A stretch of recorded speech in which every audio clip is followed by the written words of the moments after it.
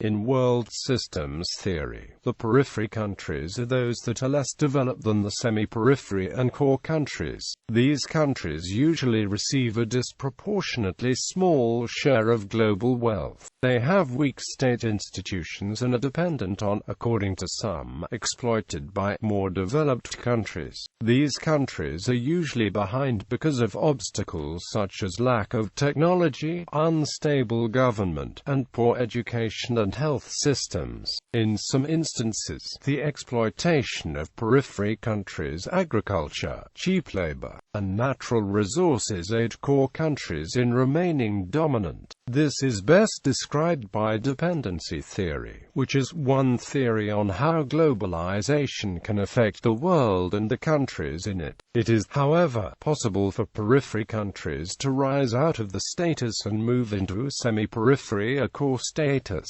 This can be done by doing things such as industrializing, stabilizing the government, etc. Background: periphery countries are those that exist on the outer edges of global trade. There could be many reasons for a country to be considered peripheral, such as a dysfunctional or inefficient government. For example, some nations' customs and ports are so inefficient that even though they are geographically closer, it is cheaper to ship goods from longer distances. Other reasons such as wars, non-central location, insufficient infrastructure will keep a country in the periphery of global trade. Generally, the populations tend to be poor and destitute, so the core countries will exploit them for cheap labor and will even purposely interfere with the politics to keep things this way. Usually a peripheral country will specialize in one particular industry, leaving it vulnerable to economic instability and limiting international investment. Sometimes countries decide to isolate themselves, such as 14th century China. Formation: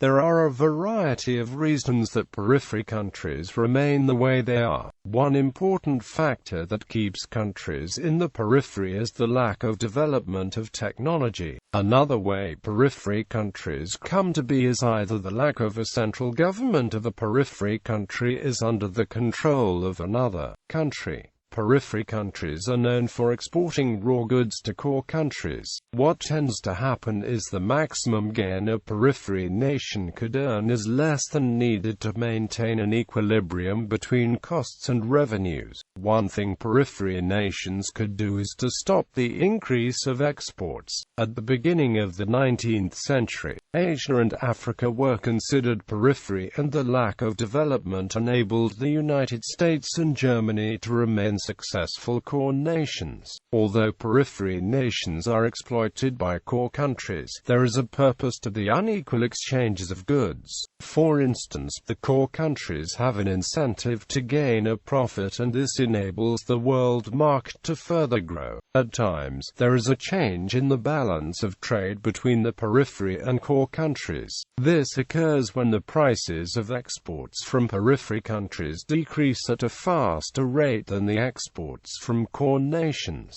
In this case, the governments of the periphery nation are affected in several ways. For instance, there is an increase in unemployment as well as a decrease in state income. This type of interaction is unique because the core country involved is somewhat weaker than normal. An example of this occurring is the growth of the industrial capabilities of Italy and Russia towards the end of the 19th century. This has also occurred in other periphery nations such as Brazil, Mexico, and South Africa. History: 15th century and 16th century. The world system at this time was much different from the world system of today. Several areas were beginning to develop into trading powers, but none were able to gain total control. For this reason, a core and periphery developed in each region as opposed to a global scale. Cities began to become the core, with the more agricultural countryside becoming a sort of periphery. The most underdeveloped region that was still involved in trade at the time was Europe.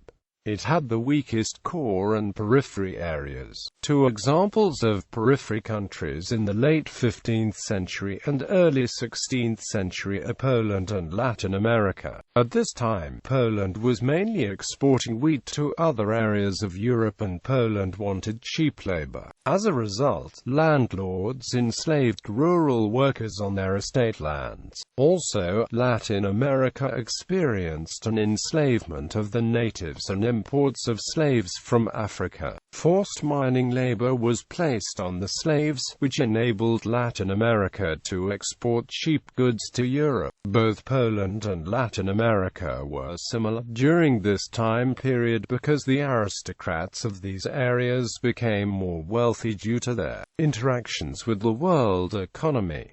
These areas of the world were also different from during medieval times in Europe. They are different because during the late 15th century and early 16th century, Poland and Latin America were producing goods and exporting them rather than simply consuming the raw goods. Interactions. The relationship that the periphery countries have with the core countries is one that is defined by the exploitation of the periphery countries by the core countries. As many countries began to industrialize, they looked for cheap goods and products. These industrialized core countries would then look to the less developed periphery countries for cheap goods. In most cases, it is much easier and inexpensive to get these goods from other countries. Core countries realized this and began to use these cheap resources. For the core countries to remain at the core, it is necessary that the periphery countries keep producing these cheap goods and remain mostly agricultural. The core countries are able to get goods very cheaply from the periphery and then are able to manufacture products and sell them at a relatively high price. The periphery countries are unable to make any gains because of this relationship, and it is therefore impossible for them to ever industrialize. It is argued that if these countries are never able to industrialize, they will continue to remain on the periphery. Imperialism's effect on core-periphery interactions. The current relationship between core countries and periphery countries was mostly defined in the era of imperialism that occurred in the late 19th through the early 20th centuries. It was at this time that the countries with the strongest economies and militaries began to exploit those countries with weaker states. A result of this exploitation was the tendency of underdeveloped states or colonies to move more towards the production of one type of export that would then come to dominate the land, territory and lifestyle economy. Some examples of the time include Brazil's coffee production and Cuba's cigar production.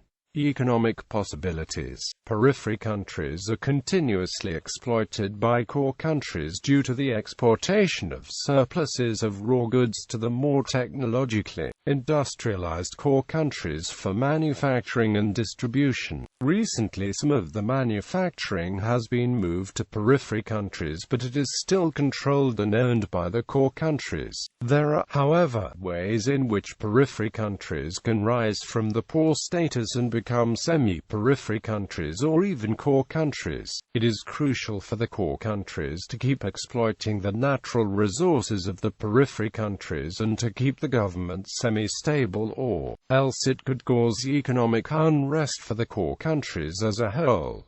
Ways to improve. There are several ways in which periphery countries are able to escape the poor status. Some of these ways are stabilizing the governments, becoming more industrialized and using natural resources to benefit themselves rather than core countries, and creating a better education system. Developing a banking system that can compete on a global scale is also another way in which periphery countries can help better themselves in the global market. Stabilized government. One main way in which a periphery country can rise to semi-periphery or core status is through the stabilization of its government. A country with a dictatorship-type government is much easier to exploit and corrupt than one with a well-organized, elected government, and core countries use this to their advantage. Political unrest is usually a cause for military action from the core countries in order to protect their interests and keep a cooperative dictator or government in power. Once the citizens of these countries become exploited enough, they can stage a coup in order to overthrow their government and put someone who they feel will help the country into power. If this is done successfully and the new leader stays true to his or her word,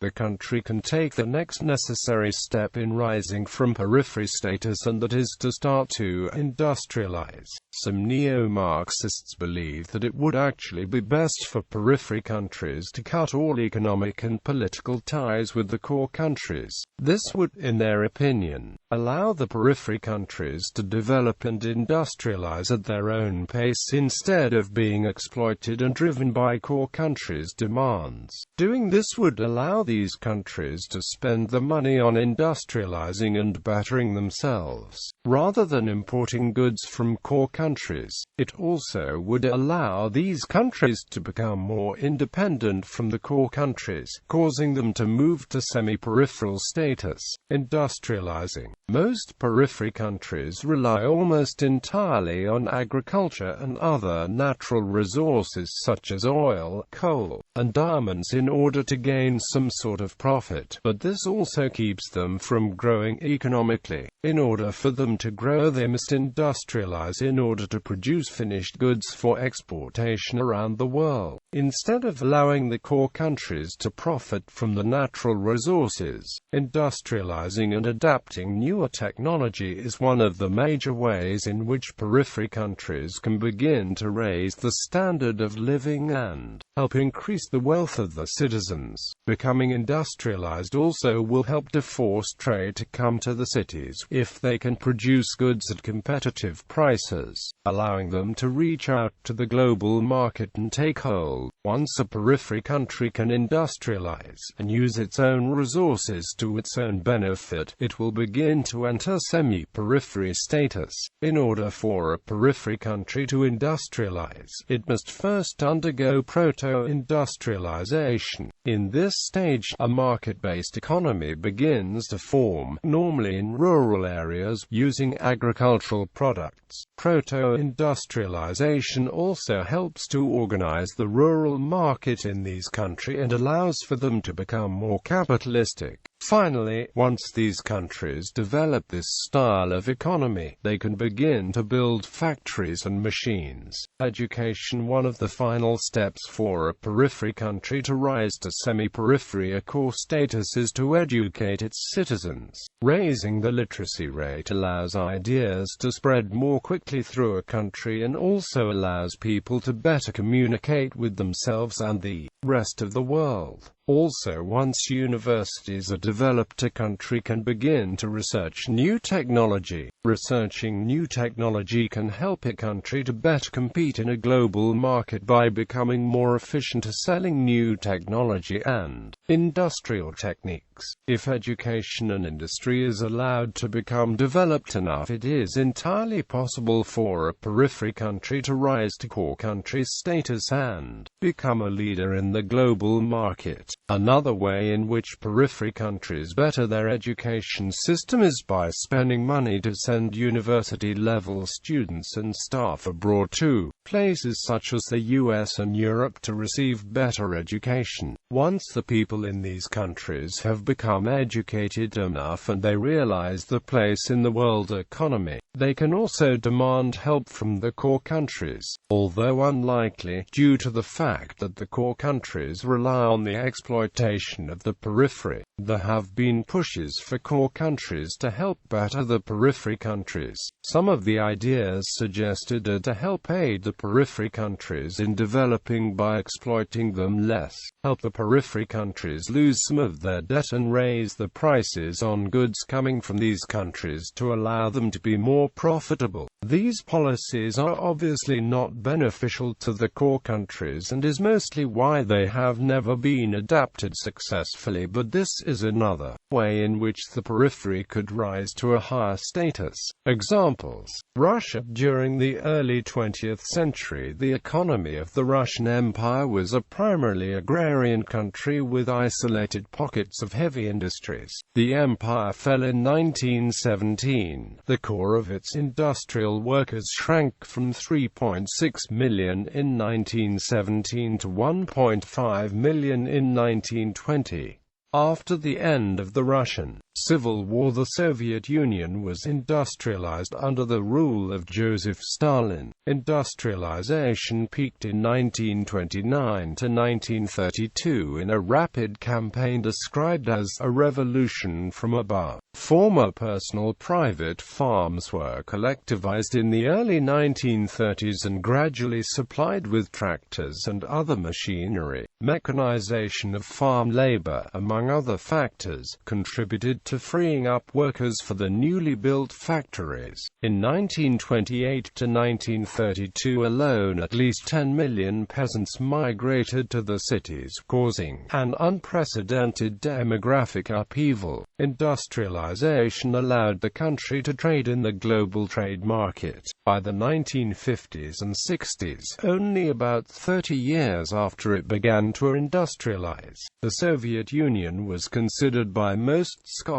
a core country along with the United States. Adaptation: once a periphery country rises up to core country's status, it will be more dependent on other periphery countries for natural resources. They may also start to exploit other periphery countries to continue to better themselves. One of the biggest impacts of this rise of status is the effects it has on the people of these countries. Healthcare is one of the first major improvements these countries will see. People will no longer die en masse from diseases such as malaria and will be better treated for non-communicable diseases. Education is also another way in which the citizens will benefit. As a country becomes richer, it is able to build more schools and better fund the schools already built. This was seen in Russia after the October Revolution. A better educated public leads to a more efficient workforce, and can also lead the country to technological breakthroughs in industry and manufacturing. These countries will also experience much less severe famine now that they are able to trade successfully on a global scale.